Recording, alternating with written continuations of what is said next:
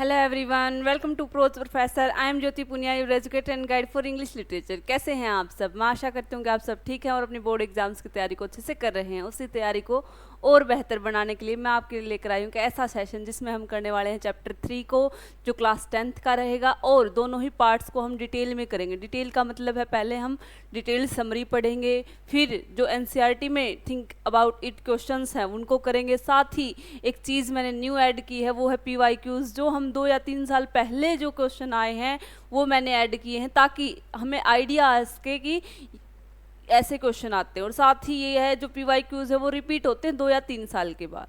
Clear? तो शुरू करते हैं आज के सेशन को। सेशन बहुत मज़ेदार होने वाला है, तो स्किप मत कीजिएगा, क्योंकि ये एक वन शॉट रिवीजन है उस चैप्टर का। अगर आपने अब तक कुछ भी नहीं पढ़ा है उस चैप्टर के बारे में, तो भी आप ये वीडियो देखकर क्वेश्चन आंसर बना सकते हैं। क्लियर? चलते हैं, बातें कम करेंगे क्योंकि जो चैप्टर है, जो वीडियो है, जो सेशन है वो लंबा है। चलते हैं। सबसे पहले अगर मैं बात करूँ, चैप्टर का नाम है टू स्टोरी अबाउट फ्लाइंग, यानी 2 कहानियाँ हैं उड़ने के बारे में। कौन सी है वो? सबसे पहले अगर मैं बात करूं, 1 मिनट वही,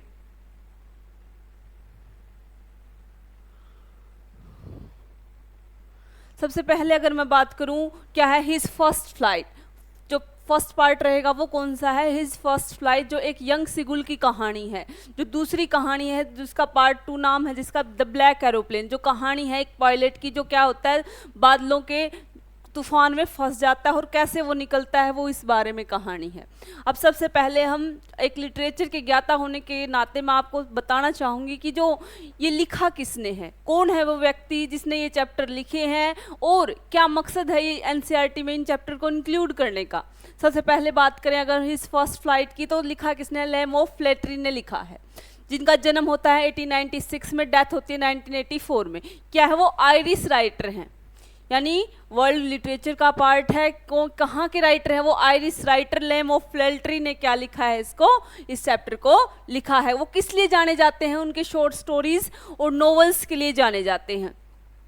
his story often focus on the lives of working class people. उनकी जो स्टोरीज होंगी, उनकी जो नॉवल होंगे या शॉर्ट स्टोरीज होंगी, वो किसके लिए होंगी या क्या दिखाएंगी? वो वर्किंग क्लास है जो उन पीपल्स की कहानी दिखाएगी, क्या क्या वो चीज़ें फेस करते हैं, क्या क्या उन्हें खुशी देता है, क्या दुख देता है, ये सब बताएंगे कौन? Lame of flattery. Clear? His first flight is a part of his famous short story collection. ये जो हम पढ़ रहे हैं वो क्या है? उनकी शॉर्ट स्टोरी का कलेक्शन में से एक है। क्लियर? अब हम बात करें पार्ट 2 द ब्लैक एरोप्लेन की, तो इसके जो राइटर वो कौन है? फ्रेडरिक फॉर्सेथ हैं, जो 1938 में जिनका डेथ होती है। Is a British writer. ये कहाँ के राइटर हैं? वो ब्रिटिश राइटर, यानी ब्रिटिश लिटरेचर का ये पार्ट है। He is famous for his thrilling novels and short stories. इनके जो स्टोरी या नॉवेल्स कैसे होते हैं? डरा देने वाले होते हैं, यानी थ्रिलिंग होते हैं, यानी कुछ सस्पेंस भी रहेगा उनमें, कुछ थ्रिल भी रहेगा। His works are based on real life events and experience। जो इनके वर्क्स रहेंगे ज़्यादातर वो किस पे बेस्ड रहेंगे? जो इनकी लाइफ में रियल इंसिडेंट हुए हैं उन पर बेस्ड रहेंगे। The black aeroplane is one of the most well known story. जो ये स्टोरी है द ब्लैक एरोप्लेन, इन इस राइटर की फेमस स्टोरी है, वेल नोन है, यानी सारे संसार में जानी जाती है। अब सबसे पहले मैं बात करूँ, ये कहानी है, नाम है हिज फर्स्ट फ्लाइट, पार्ट 1 है। पहले हम इसकी डिटेल समरी पढ़ेंगे, ताकि अगर आपने चैप्टर भी ना पढ़ा हो तो भी आप समझ पाओ कि कहानी क्या है। फिर इसके बाद एनसीईआरटी क्वेश्चन जब हम करें तो हमारे पास एक बेस हो, एक समरी बेस हो। और एक समरी आपको ये काम करेगी, अगर आपने ये डिटेल समरी याद कर ली तो आप किसी भी टाइप का क्वेश्चन आए तो क्या होगा? आप आसानी से लिख पाओगे। क्लियर? सबसे पहले पढ़ेंगे the story is about a young seagull. ये कहानी है किसके बारे में? एक छोटे पक्षी के बारे में। Who is afraid to fly for the first time. वो क्या करता है? पहली बार उड़ने से डरता है। वो उड़ना नहीं चाहता। किस लिए? क्योंकि उसे डर लगता है, उसको अपने पंखों पर भरोसा नहीं है। अब एक एक बात को ध्यान से सुनते रहिएगा, जब हम एनसीईआरटी क्वेश्चंस करेंगे तो आपको ये बातें याद आ जानी चाहिए। His 2 brother and sister have already learned to fly under their parents' guidance। उसके जो छोटे भाई और बहन है वो पहले ही उड़ना सीख चुके हैं। किसकी गाइडेंस में? उसके पेरेंट्स की गाइडेंस में। Clear? The young seagull is left alone. अब क्या था? वो छोटा पक्षी अकेला रह गया था। ऑन द लेज, लेज यानी उस धरातल पर अकेला रह गया, क्योंकि उसके जो भाई बहन और जो माता पिता हैं वो उड़ना जानते हैं और उड़ चुके हैं। Because he is too frightened to trust his wing, वो किस लिए नहीं उड़ पाता, क्योंकि क्या है, वो डरता है। किस लिए डरता है? उसको विश्वास नहीं है अपने पंखों पर कि क्या जब मैं उड़ूंगा वो पंख मेरा साथ देंगे, तो उसको ये विश्वास नहीं है। He believes that his wings will not support him, उसको यह लगता है, यह विश्वास है कि जो उसके पंख हैं वो उसका साथ नहीं देंगे। And that he will fall into the sea, और क्या हो जाएगा, वो समुद्र के नीचे क्या हो जाएगा, गिर जाएगा, समुद्र के अंदर गिर जाएगा, पानी के अंदर गिर जाएगा। His parents encouraged call and even scold him to fly, but he refused to move. अब क्या है, उसके पेरेंट्स को समझाते हैं, डांटते हैं और क्या करते हैं, उसको बुलाते हैं, तो लेकिन फिर भी वो क्या कर, मूव करने से मना कर देता है, उड़ने से मना कर देता है। As a result he remains hungry and lonely. अब क्या था, वो अगर वो उड़ नहीं पाता तो क्या होता है, वो भोजन खोजने नहीं जा सकता, तो इससे क्या हो गया, वो क्या हो गया, अकेला रह गया वहाँ एज पे, और क्या हो गया, भूखा रह गया। While the other members of his family enjoy flying and eating fish, अब क्या है, जो उसके बाकी के इसके फैमिली मेंबर्स है वो क्या कर रहे हैं, इंजॉय कर रहे हैं उड़ने को, और साथ ही समुद्र से मछलियां पकड़ पकड़ कर क्या कर रहे हैं, वो खा रहे हैं। कहानी समझ में आ रही होगी, चलते हैं आगे। The young seagull becomes extremely hungry because his parents do not bring him any food. अब क्या है, उसके पेरेंट्स ने एक प्लान बनाया है कि क्या करेंगे, उसको एज पे अकेला छोड़ देंगे और उसको कोई भी खाना नहीं देंगे। तो क्या वही चीज अभी पढ़ने वाले हैं। The young seagull become extremely hungry, यानी बहुत ज़्यादा भूखा हो गया वो, क्योंकि भूख सहन करने की भी एक लिमिट होती है, इंसानों की भी पक्षियों की भी, क्लियर सबकी। तो his parents do not bring him any food, उसके माता पिता उसके लिए कोई भी भोजन नहीं लाए। He watches his parents and sibling happily eating fish while he remains alone on the edge. अब वो एज पे बैठकर, ये एज है, देखो ये एज है, यहाँ एज पे बैठ के वो क्या कर रहा है, अपने पेरेंट्स को और अपने सिबलिंग भाई बहन को मछलियां खाते हुए देख रहा है। His mother flies towards him with a piece of fish in her beak. अब क्या देखता है वो पक्षी एज पे बैठकर कि उसकी जो माँ है वो अपनी चोंच पर कुछ जो क्या है, फिश को अपनी चोंच में दबाकर एक फिश का टुकड़ा लेकर आ रही है उसकी तरफ। एज शी कम्स क्लोजर, जैसे ही वो पास आई, शी सडनली स्टॉप, वो रुक गई। Just out of his reach, कि जो पक्षी के पहुंच से दूर रहे वो। अब वो क्या कर रही है उसकी माँ, समझिएगा, वो उसकी माँ उसको सामने से खाना दिखा रही है और उसको इनकरेज कर रही है कि वो उड़े। क्लियर। मैडेंड बाय हंगर, भूख से पागल, द यंग सीगुल, छोटा पक्षी, jumps forward to catch the fish, क्या करता है, कूद पड़ता है उस फिश को पकड़ने के लिए। For a moment he falls downwards, कुछ देर के लिए वो को नीचे गिरता रहा, इन फियर, डर में, but then he instantly spread his wing, और अचानक से क्या हो गए, उसके पंख खुल गए और वो उड़ना उसने शुरू कर दिया। The young seagull flaps his wing and find himself flying. अब क्या कर रहा है, जब डर के मारे वो कुछ देर तो नीचे गिरा, लेकिन फिर क्या किया उसने, फ्लैप्स करना शुरू कर दिया अपने पंख को, तो क्या पाया उसने, खुद को उड़ता हुआ पाया। He experiences a feeling of joy and freedom that he had never felt before. अब उसको वो फीलिंग आ चुकी है, वो खुशी, वो आज़ादी की फीलिंग आई है जो उसने कभी महसूस नहीं की थी। His parents and sibling encourage him and fly around him happily. अब क्या कर रहे हैं, जब वो छोटा पक्षी उड़ने लग जाता है तो उसके जो भाई बहन और माता पिता उसको इनकरेज करने के लिए, उसकी खुशी मनाने के लिए उसके चारों तरफ क्या करते हैं, उड़ने लग जाते हैं। बीच में छोटा पक्षी होता है और साथ ही चारों तरफ क्या होते हैं, बाकी के पक्षी उड़ने लग जाते हैं जो उसके फैमिली मेंबर हैं। He learns to fly and gains confidence. अब क्या है, वो उड़ना सीख चुका है और उसके अंदर क्या है, कॉन्फिडेंस आ गया है। इन हिज ओन एबिलिटीज, अपनी एबिलिटी के दम पर उसके अंदर क्या आ चुका है, अब कॉन्फिडेंस आ चुका है। The story teaches us the value of courage. अब ये कहानी हमें क्या सिखाती है, किस लिए ये इंक्लूड की गई है, हमें वैल्यू समझाने की, साहस की वैल्यू समझाने की, कि अगर हमें किसी चीज़ से डर है तो हमें करेज करना चाहिए, उस डर का सामना करना चाहिए। सेल्फ कॉन्फिडेंस यानी खुद पर विश्वास करना चाहिए। एंड फेसिंग वंस फियर, और क्या है, खुद के डर का सामना करना चाहिए। अब तीन चीज़ें ये कहानी हमें सिखा रही है। पहली जो साहस है उसकी वैल्यू करो, सेकंड चीज़ है खुद पर विश्वास करो, थर्ड चीज़ है जो आपका डर है उसका सामना आप करो। It shows that everyone has to take the first step in life to achieve success. अब ये कहानी हमें दिखाती है हर किसी को सक्सेस पाने के लिए फर्स्ट स्टेप रखना पड़ता है, और वो चाहे वो डर है उसका, लेकिन अगर आप उस डर को फेस कर लोगे तो आप उस पर जीत पा लोगे। क्लियर है कहानी? हमने समरी को डिटेल में पढ़ लिया है। अब जो क्वेश्चंस एनसीईआरटी में दिए हैं उनको करेंगे, आंसर्स को करेंगे, और उसके बाद पीवाईक्यूज पढ़ेंगे, ताकि एक भी पॉइंट मिस ना हो, एक भी मार्क्स डिडक्ट ना हो।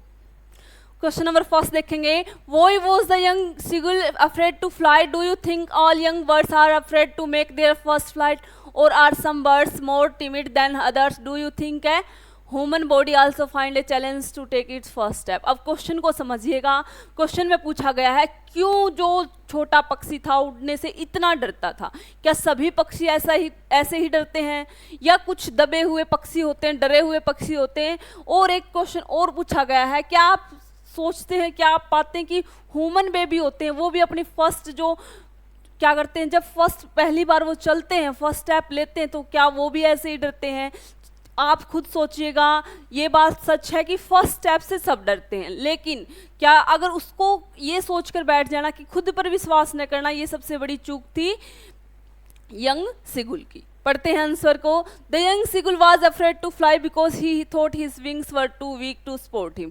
अब छोटा पक्षी गलती क्या कर रहा है, वो सोच रहा है क्या, the young seagull was afraid to fly, वो उड़ने से डरता है। क्यों? He thought his wings were too weak, क्या है उसके जो पंख हैं वो बहुत ज़्यादा कमज़ोर हैं, और टू सपोर्ट हिम, उसको सपोर्ट करने के लिए जो उसके पंख हैं वो बहुत ज़्यादा कमज़ोर हैं। Not all young birds are afraid, लेकिन सभी छोटे पक्षी नहीं डरते। Some are more timid than others, कुछ क्या होते हैं ज़्यादा ही डरे हुए होते हैं दूसरों से। Yes a human baby also find it difficult and challenging to take its first step. और क्या है, ह्यूमन बेबी भी क्या है, जब अपना पहला स्टेप रखते हैं तो क्या होते हैं, वो थोड़ी सी डिफिकल्टी महसूस करते हैं और चैलेंजिंग काम समझते हैं उसको। आपने देखा होगा जब कोई छोटा बच्चा पहला स्टेप लेता है तो वो डरता हुआ लेता है। क्लियर? ये तो नहीं है कि वो डर के ये सोच ले कि मेरी टांगे काम नहीं करेंगी, अगर मैं चलूंगा तो मुझे गिरा देंगी। नहीं, थोड़ी डिफिकल्टी चैलेंज होती है, लेकिन अपने फेस को, अपने जो फियर है उसको फेस करना चाहिए। क्लियर? क्वेश्चन नंबर सेकंड देखेंगे, the sight of the food मैडेंड him, यानी जो भोजन उसके सामने उसने देखा उसको क्या कर दिया, उसने पागल कर दिया। What does this suggest, what compelled the young seagull to finally fly, यानी क्या ऐसा था जिसने मजबूर कर दिया यंग सीगल को उड़ने के लिए, और क्या ऐसा था जिसको देखकर वो पागल हो गया। अब देखेंगे वो फिश टुकड़े को देखकर पागल हुआ था, और उसी के कारण क्या हुआ था, वो कंपेल्ड हुआ था, उड़ने के लिए मजबूर हुआ था। पढ़ेंगे आंसर को। This suggest that the young seagull was very hungry, ये दिखाता है कि क्या जो छोटा पक्षी है वो बहुत ज़्यादा भूखा है। हमने देख लिया था क्यों भूखा है वो, क्योंकि उसके जो माता पिता हैं उसको खाना नहीं देते, यही सबक के लिए कि वो ताकि वो उड़ना सीख सके। The sight of the delicious food made him overcome his fear and hunger compelled him to take the risk। अब क्या है, जो स्वादिष्ट भोजन का जो दृश्य था उसको देखकर वो क्या हो गया, खुद को रोक नहीं पाया, और क्या हो गया, उसको मजबूर कर दिया अपने डर को ओवरकम करने के लिए। एंड हंगर, जो भूख है, compelled him to take the risk, और जो भूख है उसने उसको मजबूर कर दिया वो रिस्क लेने पर। The desire to get the food finally made him spread his wings and fly। जो भोजन पाने की इच्छा है वो क्या कर देती है, उसको अपने पंखों पर भरोसा करना सिखाती है, फैलवाती है उसके पंखों को और उड़ना सिखाती है। क्लियर? क्वेश्चन सेकंड क्लियर होगा। क्वेश्चन थर्ड पढ़ेंगे। They were beckoning to him, calling shrilly। Why did the seagull's father and mother threaten him and cajole him to fly। अब क्या है, जो उसके सिबलिंग्स थे वो उसको क्यों चिढ़ा रहे थे, और जो उसके माता पिता थे वो उसको क्यों डरा रहे थे, क्यों उसको मजबूर कर रहे थे उड़ने के लिए। अब आप एक बात छोटी सी सोचिएगा कि आपको क्यों पढ़ाया लिखाया जा रहा है, क्यों आपको डांटा जा रहा है कि आप स्कूल जाइए, पढ़िए, क्योंकि एक दिन आपको अपने पाँव पे खड़ा होना है, यानी स्टेबिलिटी लानी है अपनी ज़िंदगी में, कुछ पैसे आपको अपने लिए कमाने हैं, क्योंकि सारी उम्र आपके पेरेंट्स हैं वो आपका खर्चा, या सारी उम्र वो जीवित नहीं रहेंगे। क्लियर? तो यही बात है इस क्वेश्चन में। उस यंग सीगुल को भी इसलिए उड़ने के लिए मजबूर किया जा रहा है ताकि अगर कल को उसके पेरेंट्स, उसके सिबलिंग ना हो तो भी वो भूखा ना मरे। क्लियर? आंसर देखेंगे। They wanted their son to learn to fly and become independent. अब क्या दे यहाँ पे कौन है, पेरेंट्स हैं। वो पेरेंट्स क्या चाहते हैं कि उनका जो बच्चा है, यंग सीगुल है, वो उड़ना सीखे और साथ ही क्या बन जाए, इंडिपेंडेंट बन जाए, वो दूसरों पर निर्भर ना रहे। If he did not learn, अगर वो नहीं सीखता, he would starve and not survive. अब क्या है, वो भूखा मर जाएगा और सर्वाइव नहीं कर पाएगा। अगर उसने उड़ना नहीं सीखा तो क्या होगा, वो क्या करेगा, भूखा मर जाएगा और सर्वाइव नहीं कर पाएगा इस संसार में। सो दे फर्स्ट इनक्रेज हिम, पहले तो वो क्या करते हैं, उसको इनक्रेज करते हैं कि आप, उकसाते हैं कि आप उड़िए, एंड कजोल्ड हिम, और उकसाते हैं उसको, when he did not listen, लेकिन जब वो प्यार से उकसाने से नहीं सीखता, they threaten him by withholding food. अब विदहोल्डिंग फूड क्या करते हैं, अब वो उसको डराते हैं, धमकाते हैं और उसको भोजन नहीं देते हैं। क्लियर है। क्वेश्चन नंबर 4 देखेंगे, have you ever had a fear that you have now overcome, share your experience. अभी आपको एक्सपीरियंस शेयर करने के लिए कह रहा है कि क्या आपका भी कोई ऐसा डर है जो जिस पे आपने ओवरकम पा लिया, नहीं पाया, आप वो शेयर कीजिए अपना एक्सपीरियंस। तो आंसर अपना अपना हो सकता है, ये मैं आप पर छोड़ती हूँ, आप आंसर क्या करोगे इसका। क्लियर, कमेंट सेक्शन में जरूर बताइएगा कि आपका कौन सा डर है जिस पे आपने ओवरकम कर लिया, या कौन सा ऐसा डर है जिस पर आप ओवरकम करना चाहते हैं। अब हम क्वेश्चन वो करेंगे 2 साल पहले जो सीबीएसई में पूछे गए हैं, क्योंकि वो क्वेश्चन तो रिपीट होंगे नहीं जो अभी फिलहाल 1 या 2 साल पीछे पूछे गए हैं, लेकिन 2 साल 3 साल पहले के जो क्वेश्चन हैं वो अक्सर मैंने रिपीट होते हुए देखे हैं सीबीएसई में। तो हमारा फर्ज बनता है अगर रिपीट होते हैं तो हम उनको भी पढ़ लें। सबसे पहले क्वेश्चन देखेंगे जो सीबीएसई बोर्ड एग्जाम 2019 में आया है। क्वेश्चन है, the young seagull's fear of flying and reluctant to leave his lads contribute to the development of the theme of independence and courage in the story discussed with reference to the text। अब जो इस text में दिया गया है, यानी NCERT में जो दिया गया है उसमें क्या है, जो सिगुल को उड़ने का डर है और वो अपनी एज को नहीं छोड़ना चाहता, तो क्या वो उसकी क्या उसके जो जिंदगी में उसका फर्क रहा है, यानी क्या असर पड़ा है उस चीज़ का, क्या उसको इंडिपेंडेंस कैसे मिली, ये सब बताना है, ये सब डिस्कस करना है। क्लियर। अब देखेंगे, the young seagull was afraid to fly as he thought his wings were too weak. अब वो वही बात है, मैं आपको पहले बता रही हूँ, आप समरी से कुछ पॉइंट्स को लर्न कर लीजिए, 10 to 12 लाइन्स, और कोई भी क्वेश्चन आए तो आप उसको इजीली कर पाएंगे। वही लाइन रिपीट होती है, आप एक बार समझ लोगे समरी को तो कोई भी दिक्कत नहीं आएगी। अब देखो, क्वेश्चन कोई भी हो, लॉन्ग आंसर टाइप में मैं पहले बता रही हूँ आपको, क्वेश्चन कोई भी हो, समरी का एक आंसर तैयार कर लीजिए, चाहे उस चैप्टर से कोई भी क्वेश्चन आए आप वो आंसर लिख दीजिएगा। लेकिन एक शर्त है, आपको समरी से वो लाइन उठानी है जहाँ से, यानी कुछ जो अनइम्पोर्टेंट लाइन है उनको छोड़ देना, जो इम्पोर्टेंट लाइन है, जो मेन घटनाएं घटी हैं उस स्टोरी में, वो सारी रखनी है। क्लियर। फिर चाहे क्वेश्चन कुछ भी हो आप वो लिख पाएंगे। अब पढ़ते हैं आगे, the young seagull was afraid to fly, he thought his wings were too weak. अब वो छोटा पक्षी उड़ने से किस लिए डरता है कि उसको लगता है कि जो उसके पंख हैं वो बहुत ज़्यादा कमज़ोर हैं। This fear shows his lack of confidence. अब ये डर है वो क्या दिखाता है कि उसको क्या है, अपने खुद पर विश्वास नहीं है, लैक ऑफ कॉन्फिडेंस नहीं है। अब आंसर लिखने का एक तरीका मैं आपको बताती हूँ, जो मैंने यहाँ क्या है, जो येलो कलर में अक्षर लिखे हैं उनको लर्न कर लीजिए बस। वो अक्सर लर्न करोगे तो वो लाइन आपको याद रह जाएगी। जैसे लैक ऑफ कॉन्फिडेंस है तो ये पूरी लाइन आपको इस वर्ड से याद आ जाएगी। ये कीवर्ड्स होते हैं आंसर लिखने के, फाइनल रिवीजन में आपके काम आएंगे। अगर एक छोटी सी इन्फॉर्मेशन और देना चाहती हूँ मैं, जिसको भी नोट्स चाहिए फ्री ऑफ कॉस्ट नोट्स मिलेंगे आपको, इस वीडियो के डिस्क्रिप्शन में एक लिंक मिलेगा व्हाट्सएप ग्रुप का, उसको ज्वाइन कर लीजिएगा। कोई भी बेफालतू का मैसेज मत कीजिएगा, कुछ अगर डाउट है तो कमेंट सेक्शन में छोड़ दीजिएगा वीडियो के। अब चलते हैं आगे। क्या this fear shows his lack of confidence and dependence on his parents. अब उसका ये डर उसको क्या दिखाता है कि उसको खुद पर विश्वास नहीं है और वो भोजन के लिए किस पे डिपेंड है, अपने पेरेंट्स पर। When his parents stop feeding him and tempt him with food he is forced to take the risk and jump. अब क्या है, जब उसके माता पिता उसको भोजन नहीं देते हैं तो वो भूख के मारे मजबूर हो जाता है कदम रिस्क लेने के लिए, कि वो अब उसे क्या करना पड़ेगा, उड़ना पड़ेगा। वो क्या कर देता है, जंप कर देता है। In that moment he discovers that he can fly. इस मोमेंट से वो समझ पाता है कि वो भी क्या कर सकता है, उड़ सकता है। Thus the story highlights that independence and courage are developed when we overcome our fears and take the first step on our own। अब ये कहानी हमें सिखाती है क्या, कि इंडिपेंडेंस और करेज क्या करते हैं, आर डेवलप्ड, जब डेवलप होते हैं, जब क्या हम अपने डर पर काबू पा लेते हैं, डर पर विजय पा लेते हैं।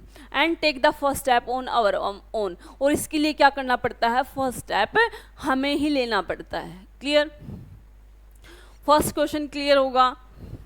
सेकंड पे चलते हैं, वो भी सीबीएसई बोर्ड एग्जाम 2020 का क्वेश्चन है, सेट 2 में पूछा गया है और 5 मार्क्स में क्वेश्चन आया। लिखेंगे how does the young seagull finally overcome his fear and learn to fly. Question वही रहेंगे, मैंने फिर से बता दिया, आप एक बार एक क्वेश्चन को अच्छे से लर्न कर लीजिएगा और जो 6 मार्क्स आपके पक्के हो जाएंगे। और एक और मैं बात बताना चाहूँगी, लगभग 80% मैंने सीबीएसई में देखा है जो लॉन्ग आंसर टाइप क्वेश्चन आते हैं वो पहले 4 चैप्टर्स में से ही आते हैं, या कई बार देखा ओनली 3 तक चैप्टर्स होते हैं उनमें से ही आते हैं। एक तो आपको जरूर क्वेश्चन देखने को मिलेगा, तो फर्स्ट जो 3rd चैप्टर्स हैं उनकी समरी को अच्छे से कर लीजिएगा। क्वेश्चन देखेंगे, how does the young seagull finally overcome his fear and learn to fly. Question क्या है, कैसे यंग सीगल अपने डर पर विजय पाता है और कैसे वो उड़ना सीखता है। वही बातें हैं, फिर से पढ़ेंगे क्योंकि हमें एक ही वीडियो में सारी चीज़ों को कवर करके चलना है ताकि हमारा जो एक भी मार्क्स डिडक्ट ना हो। The young seagull was very hungry, जो छोटा पक्षी था वो भूखा था। When his mother held a piece of fish and called him the sight of food made him desperate, यानी क्या कर दिया, उसको मजबूर कर दिया फर्स्ट कदम उठाने के लिए। क्या है, the young seagull was very hungry, जो छोटा पक्षी था वो क्या था, बहुत ज़्यादा भूखा था। When his mother held piece of fish, जब उसकी माँ एक फिश का टुकड़ा लेकर उसके पास आई एंड कॉल्ड हिम, और उसको बोला द साइट ऑफ फूड, जब उसने क्या किया, पक्षी ने भोजन को देखा, मेड हिम डेस्परेट, वो मजबूर हो गया, तंग हो गया। ही फॉरगेट हिज फियर, वो अपने डर को भूल गया, and jumped towards the food, और क्या किया उसने, भोजन पर वो कूद पड़ा। While falling he instinctively spread his wing, और जब वो गिर रहा था तो अचानक क्या हुआ, उसने अपने पंखों को खोला, फैलाया, and began to flap them, और उनको क्या कर दिया, फ्लैप करना शुरू कर दिया।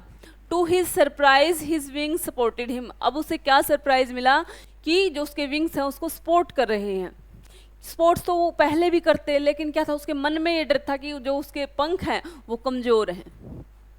एंड ही स्टार्टेड फ्लाइंग, और उसने क्या कर दिया, उड़ना शुरू कर दिया।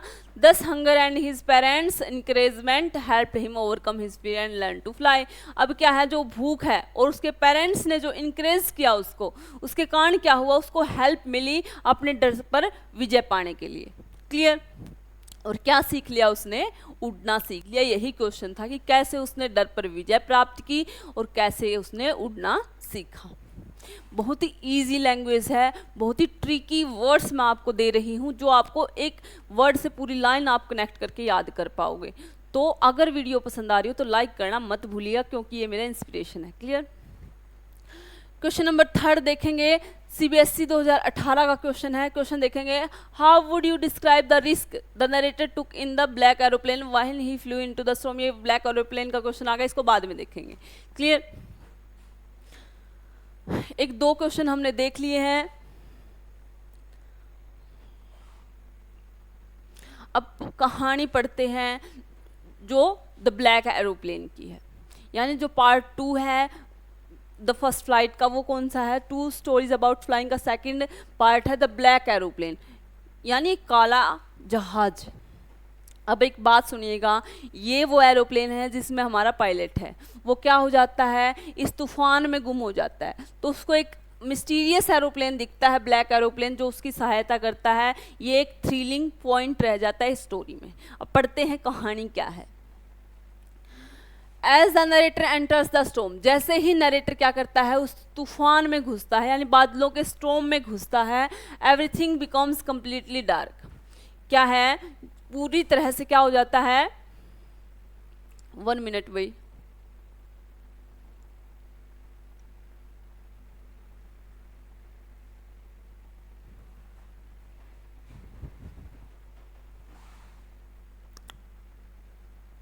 अब क्या है, ये जो पायलट है वो क्या कर रहा है, अपने घर जा रहा है, और घर जाते हुए वो फैसला लेता है कि सामने तूफान को देखकर भी वो क्या करेगा, उस तूफान को पार कर लेगा और अपने घर जरूर जाएगा। अब चलते हैं कहानी की तरफ। As the narrator enters the storm, जैसे ही वो नरेटर स्टॉर्म, बादलों के स्टॉर्म के अंदर घुसता है, एवरीथिंग बिकम्स कंप्लीटली डार्क, पूरी तरह से सब कुछ काला नजर आता है उसे।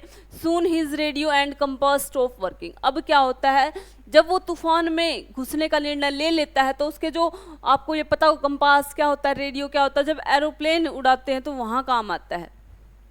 क्लियर? तो क्या है, वो भी काम करना छोड़ देते हैं, ही लॉसेस हिज वे, और क्या हो जाता है, वो अपना रास्ता भूल जाता है। He realizes that his fuel is running low, अब वो क्या पाता है कि उसका फ्यूल है वो कम होता जा रहा है। एंड फील्स वरीड, और वो चिंतित हो जाता है। Suddenly he sees another black aeroplane flying near him, अब वो क्या देखता है जल्द ही कि उसका जो एरोप्लेन है, एक एरोप्लेन को देखता है, ब्लैक कलर के एरोप्लेन को। The pilot of the black aeroplane signals him to follow, अब वो जो ब्लैक एरोप्लेन वाला पायलट है वो क्या करता है, उसको कहता है कि आप मेरे पीछे आओ, एक सिग्नल उसे देता है। ट्रस्टिंग द अननोन पायलट, वो क्या कर देता है, उस अननोन पायलट को ट्रस्ट कर लेता है। The narrator follows the aeroplane through the storm, अब वो जो नरेटर है वो क्या करता है, इसको फॉलो करने लग जाता है दूसरे एरोप्लेन को, जो ब्लैक एरोप्लेन था। The narrator safely lands at the airport by following the mysterious black aeroplane, जब अब वो जो नरेटर था वो जो किसको फॉलो कर रहा है, वो ब्लैक एरोप्लेन के पायलट को फॉलो कर रहा है, तो क्या हो जाता है, उस फॉलो करते करते वो क्या है, सेफली लैंड्स कर जाता है। आफ्टर लैंडिंग के बाद ही थैंक्स द वुमेन, वो उस औरत को धन्यवाद देता है in the control room, control tower में, for the other pilots help, वो सोचता है कि उस वुमेन ने वो क्या है, पायलट भेजा था उसकी मदद करने के लिए। द वुमन इज सरप्राइज, अब वो महिला वो सरप्राइज है, because according to the control tower, अब कंट्रोल टावर के according no other aeroplane was flying, कोई भी अन्य जहाज नहीं उड़ रहा था in the sky that night, आसमान में उस रात। The narrator realizes that the mysterious black aeroplane has disappeared without any trace. अब क्या है, अब पायलट महसूस करता है कि जो अन्य दूसरा जो एरोप्लेन था, जो पायलट था, वो क्या है, डिसअपियर हो गए बिना किसी नॉलेज के, यानी किसी को नहीं पता वो कहाँ गए। The story end with an unanswered mystery, अब ये कहानी खत्म होती है एक मिस्ट्री के साथ जिसका जवाब किसी के पास नहीं है। अबाउट हु गाइडेड हिम, अब उसके पास ये जवाब नहीं है कि उसकी सहायता, उसको गाइड किसने किया। सेफली थ्रू द स्टॉर्म, उस स्टॉर्म से सेफली निकलने के लिए।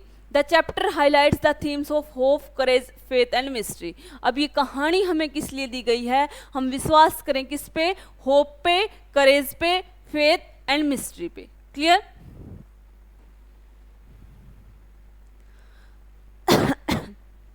अब एनसीईआरटी बेस्ड क्वेश्चन देखेंगे इसके।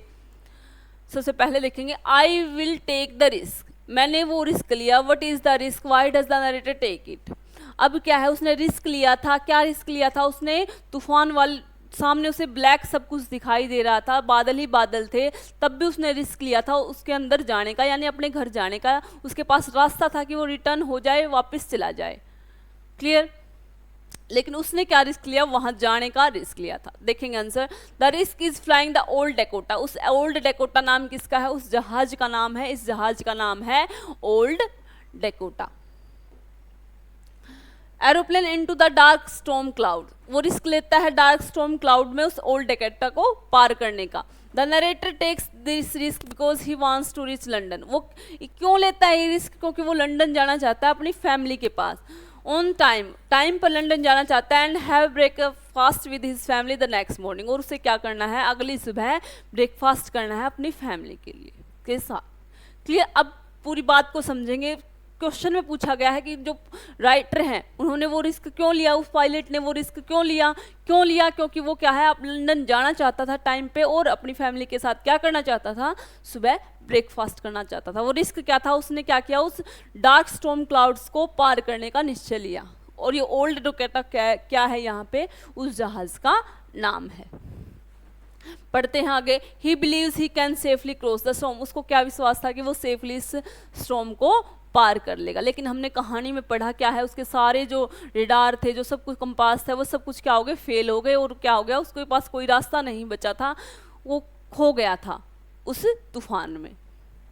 क्लियर? क्वेश्चन नंबर 2 देखेंगे। Describe the narrator's experience as he flew the aeroplane into the storm, उस पायलट का एक्सपीरियंस को आप बताओ कि क्या कैसे उसने तूफान में उस एरोप्लेन को उड़ाया होगा। क्लियर। अब आप खुद सोच के देखिए, आप एरोप्लेन चला रहे हैं तो क्या होगा अगर उसका फ्यूल खत्म होने वाला हो, कंपास आपका खराब हो जाए, रेडार आपका खराब हो जाए, तो आपको कैसा महसूस होगा। तो वही सिचुएशन है हमारे पायलट के साथ। As soon as the narrator enters the storm, जैसे ही क्या किया नरेटर ने स्टॉर्म के अंदर प्रवेश किया, यानी उन बादलों का जो स्टॉर्म था उसके अंदर वो घुसा, एवरीथिंग टर्न्स ब्लैक, सब कुछ क्या हो गया, चारों तरफ काला उसे दिखाई देने लगा। The aeroplane jumps and twist violently, अब क्या एरोप्लेन जंप ऊपर नीचे होने लगा और ट्विस्ट आने लगे उसमें।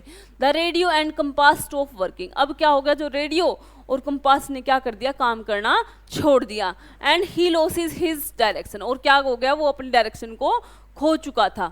His fuel also begins to run low, अब उसके जो क्या है, क्या his fuel also begins to run low, अब उसका फ्यूल है, एरोप्लेन का जो फ्यूल था वो भी धीरे धीरे नीचे जा रहा था, यानी खत्म होने वाला था।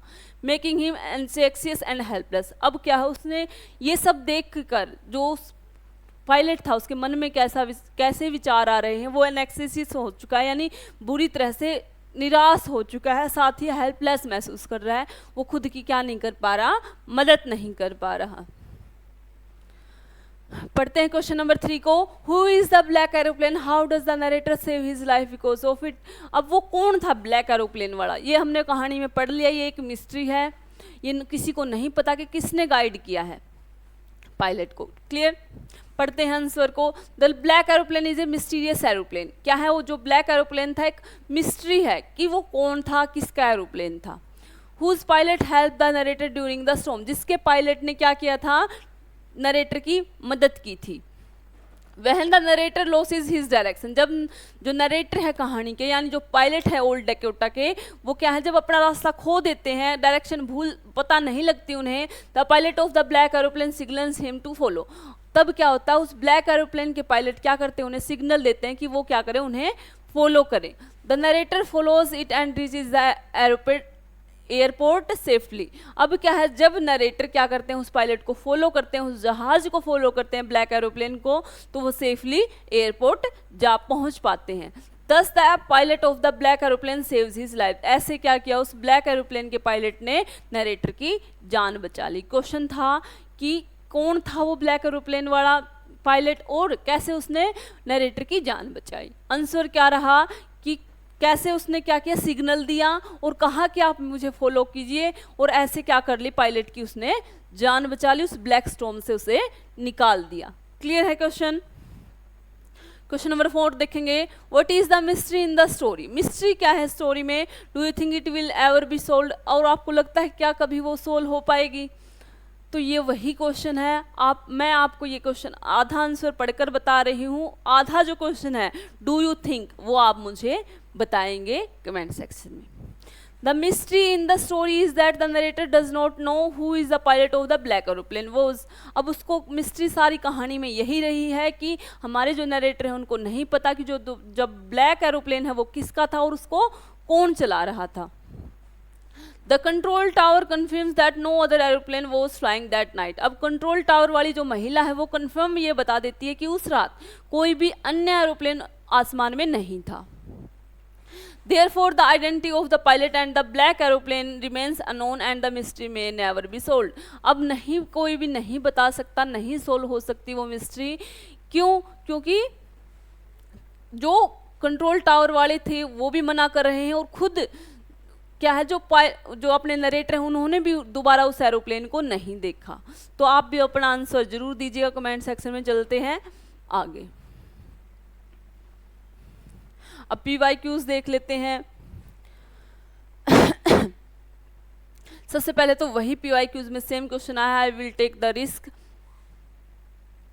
what risk did the narrator take, what is a wise decision, justify your answer with reference to the story। अब आपको बताना है कि वो रिस्क क्या था, क्यों लिया था नरेटर ने, और रेफरेंस किसका लेना है, जो टेक्स्ट NCERT में दिया है उसका लेना है।